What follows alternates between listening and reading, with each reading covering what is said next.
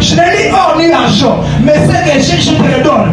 Celui qui a contenté le réveil ne peut pas rester la même personne. Voilà pourquoi je suis venu ce soir avec un message clair et précis. La jeunesse de la francophonie, préparez-vous, car le réveil qui arrive sera sans précédent. On a déjà eu le réveil des miracles, des signes et des prodiges. Mais ce qui arrive est au-delà de la chair humaine. Et il n'y aura pas de mots français pour expliquer ça. Parce que Dieu a promis d'exagérer en ces temps de la fin. Tu n'as pas dit amen, pourquoi? Je disais, Dieu a décidé d'exagérer par un réveil nouveau. On a pris des hommes qui ont apporté le réveil. Il y a eu un homme qu'on a appelé Alexandre Adinabal, pour nous qui sommes en RDC. Par lui, un miracle a embrassé le pays.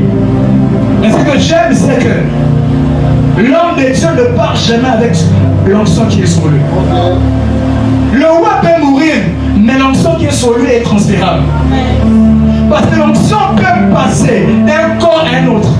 L'onction peut être transférée, peut être véhiculée d'une personne à une autre.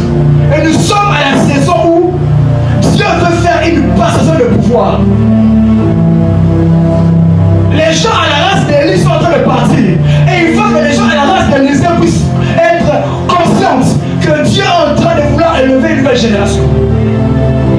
Comme les jeunes aujourd'hui que nous remarquons, moi c'est toi, qui sont en train d'embrasser le kabbalisme, l'occultisme, avec les phénomènes des fois actuellement.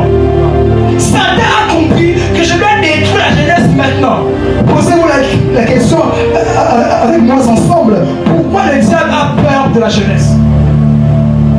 Parce qu'il sait combien est l'arme qui est la jeunesse entre les mains de Dieu. L'homme qui nous a tous sauvés à la croix était un jeune de 33 ans. Jésus n'était pas un vieillard. Un homme qui a fait des missions de 30 ans à 33 ans. L'homme qui a fait tomber Goliath, qu'on appelait David, avait entre 15 et 17 ans. Un jeune. David.